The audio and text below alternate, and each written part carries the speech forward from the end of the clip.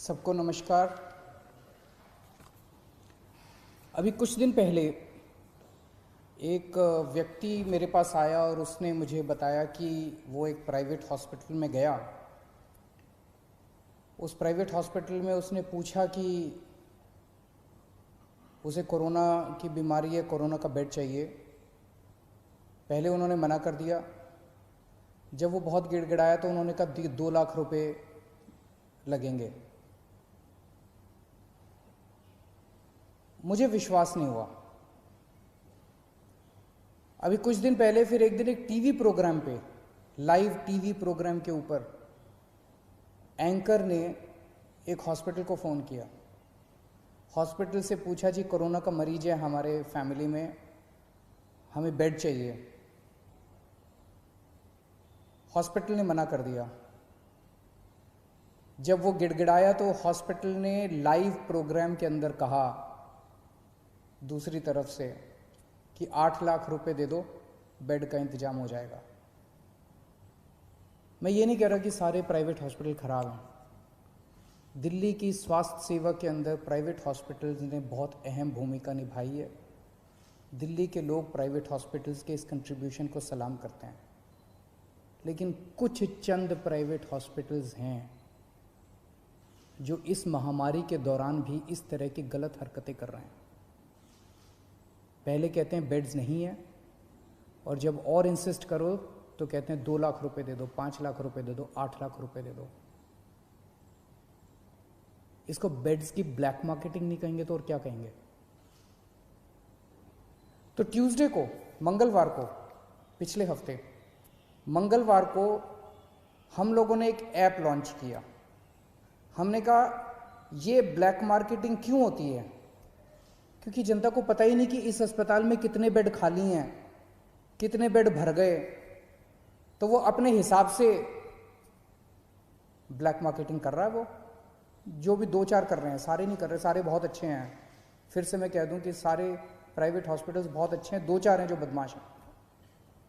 अगर हमने ये सोचा अगर हम इसको सारी जानकारी को ट्रांसपेरेंट कर दें, अगर हम जनता को बता दें कि भाई इस अस्पताल में इतने टोटल बेड हैं, इतने खाली हैं, इतने वेंटिलेटर हैं, इतने खाली हैं, तो जनता को सब पता चल जाएगा। फिर तो कोई गड़बड़ नहीं कर सकेगा।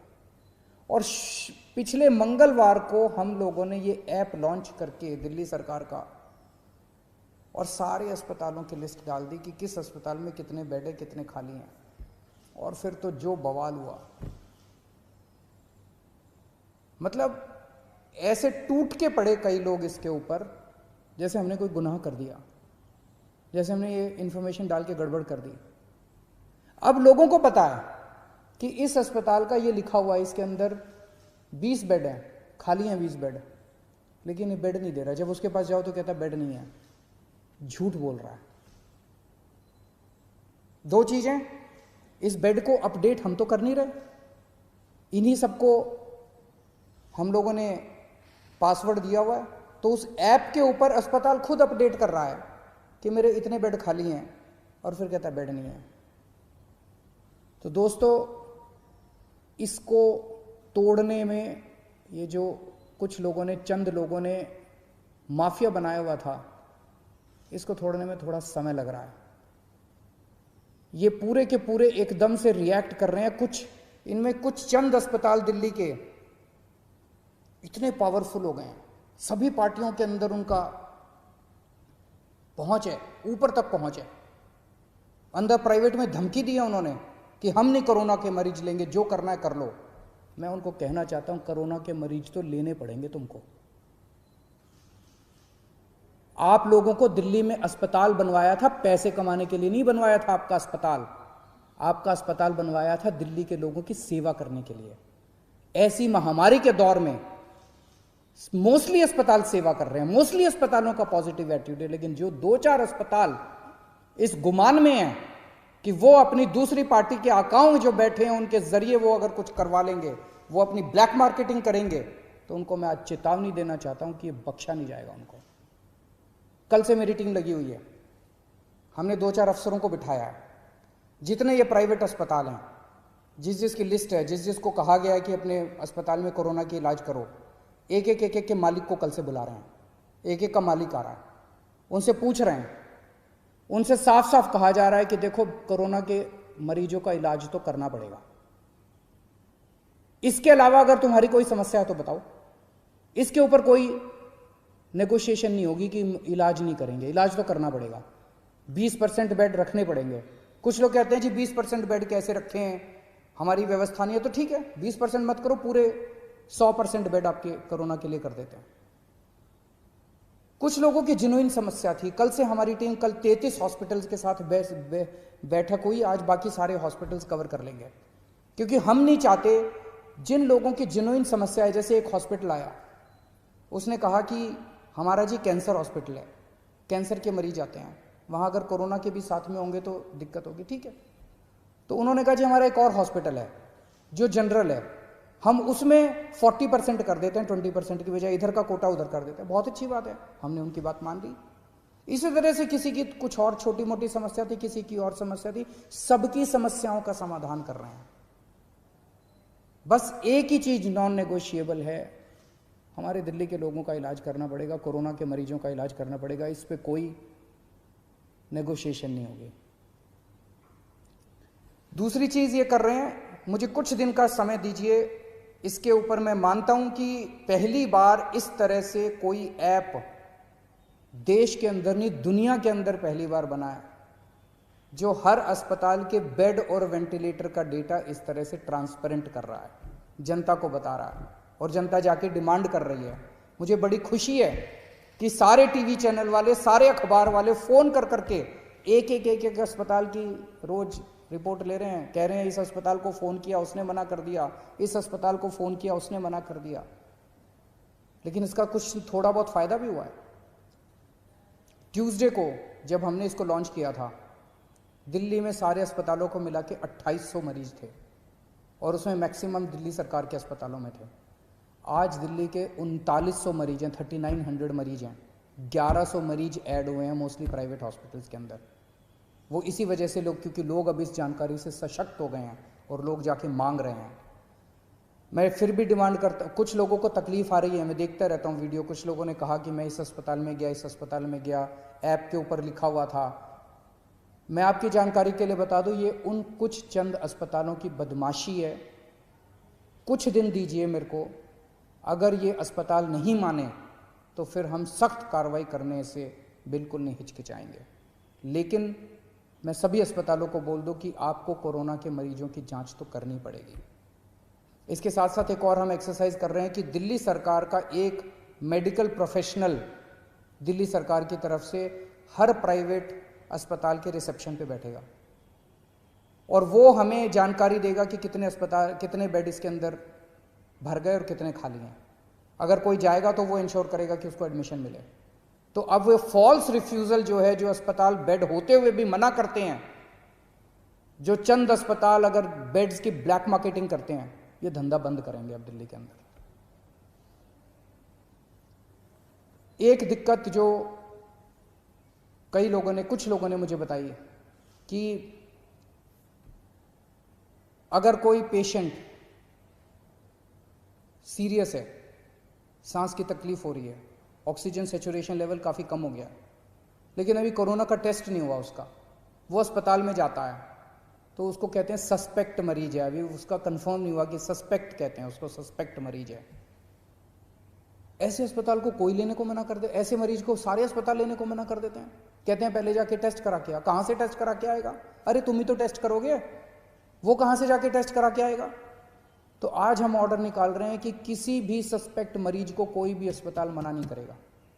अगर कोई मरीज आता है वो सस्पेक्ट है तो उसको मान लो कि वो कोरोना का मरीज है और उसके शुरू कर दो, क्योंकि कोरोना की अलग से दवाई तो है नहीं। अगर वो कोरोना का मरीज है तो पीपी किट पहनना है तो पीपी किट पहन के उसका इलाज शुरू कर दो, उसको ऑक्सीजन तो दे दो, उसको बचा तो लो, उसकी जान तो बचा लो। तो आज हम ऑर्डर पास कर रहे हैं, ऑर्डर कि किसी भी सस्पेक्ट मरीज को मना नहीं किया जाएगा और अस्पताल उसका टेस्ट कराएगा, और टेस्टिंग के बाद अगर कोरोना आ जाता है तो अकॉर्डिंगली काम करेंगे, कोरोना नहीं आता है तो उसको नॉन कोरोना वार्ड में शिफ्ट कर दिया जाएगा। कुछ लोगों ने मुझे कहा कि उन लोगों को कल से मीडिया के अंदर कुछ चल रहा था कि हमने कुछ चंद दिल्ली में टेस्टिंग बंद हो गई है, टेस्टिंग बंद हो गई है, टेस्टिंग बंद हो गई है। आज 5300 सैंपल्स आए हैं टेस्टिंग, 5300 सैंपल्स की टेस्टिंग हुई जो आज का डेटा है। तो टेस्ट बंद नहीं हुए हैं। दिल्ली में 42 लैब्स, 42 लैब्स सरकारी और प्राइवेट दोनों मिला के टेस्ट करती हैं। उनमें से 6 लैब ऐसी थी जो बदमाशी कर रही थी, ठीक से काम नहीं कर रही थी।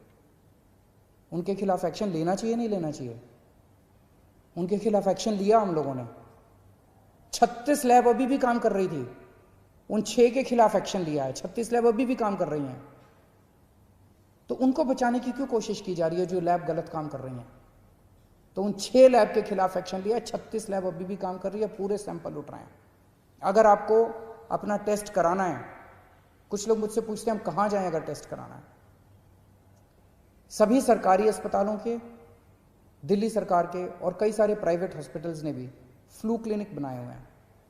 आप किसी भी सरकारी हॉस्पिटल के या प्राइवेट हॉस्पिटल के फ्लू क्लिनिक में चले जाइए, वहाँ पे टेस्ट होता है। दिल्ली सरकार के 17 कोविड टेस्टिंग सेंटर्स हैं पूरी दिल्ली में, आप वहाँ चले जाइए, वहाँ टेस्ट होता है। और इन 36 में से जितनी प्राइवेट लैब्स हैं, वो प्राइवेट लैब्स अपने खुद के, आप सीधे प्राइवेट लैब से संपर्क कर सकते हैं, वहाँ भी टेस्ट होता है। लेकिन मेरी आपसे एक गुजारिश है, हम जितनी भी टेस्टिंग की, आज सबसे ज़्यादा टेस्ट पूरे देश में केवल दिल्ली में हो रहे हैं, सबसे ज़्यादा टेस्ट। और इतने टेस्ट हो रहे हैं कि जो सेकंड है हमसे बहुत दूर है। सबसे ज़्यादा टेस्ट दिल्ली में हो रहा है। लेकिन जितनी भी टेस्टिंग कैपेसिटी कर लें, कमी है, लिमिटेड है। अभी हमारी इस टाइम सबसे बड़ी प्रायोरिटी केवल और केवल लोगों की जान बचाना है। माइल्ड केसेस हैं, एसिम्टोमेटिक केसेस हैं, वो तो ठीक हो ही जाएंगे। कोरोना आया चला जाएगा, जैसे बुखार आता है चला जाता है। जो सीरियस केस हो जाते हैं, जिनका ऑक्सीजन सैचुरेशन लेवल गिर जाता है, रेस्पिरेटरी रेट बढ़ जाता है, उनको बचाना हमारा मकसद है। अगर सभी एसिम्टोमेटिक लोग अपने टेस्ट कराने पहुंच जाएंगे तो सिस्टम कोलैप्स कर जाएगा हमारा। लोगों के मन में दहशत है, इस दहशत को निकालना पड़ेगा। लोग डरे हुए हैं और इस डर की वजह से सब चाहते हैं कि मैं भी टेस्ट करा लूं, मैं भी टेस्ट करा लूं, मैं भी टेस्ट करा लूं। दिल्ली की 2 करोड़ जनसंख्या है। अगर हर रोज 10,000 एसिम्टोमेटिक लोग टेस्ट कराने पहुंच गए तो हमारी लैब तो कम पड़ जाएंगी ना, कितनी भी टेस्टिंग की कैपेसिटी बना ले हम। तो एसिम्टोमेटिक वाले प्लीज टेस्ट ना कराएं, इंसिस्ट ना करें। एसिम्टोमेटिक वाले अगर लोग टेस्ट कराएंगे तो सीरियस लोगों की टेस्टिंग रुक जाएगी। उन सब लोगों से मेरी गुजारिश है कि एसिम्टोमेटिक, जिनको सिम्टम्स नहीं है, कोई सिम्टम नहीं है, किसी तरह का सिम्टम नहीं है, वो टेस्ट ना कराएं। टेस्टिंग की कोई प्रॉब्लम नहीं है। हाँ, हो सकता है कि थोड़ा सा टीदिंग प्रॉब्लम्स हो लास्ट मिनट, अगर कुछ हैं तो मैं उसको ठीक कर दूंगा। हम उसको एक एक चीज़ के ऊपर नज़र रखे हुए हैं। कुछ अगर इस तरह की प्रॉब्लम है उसको भी ठीक कर देंगे। आप स्वस्थ रहें, खुश रहें, यही मेरी कामना है। नमस्कार।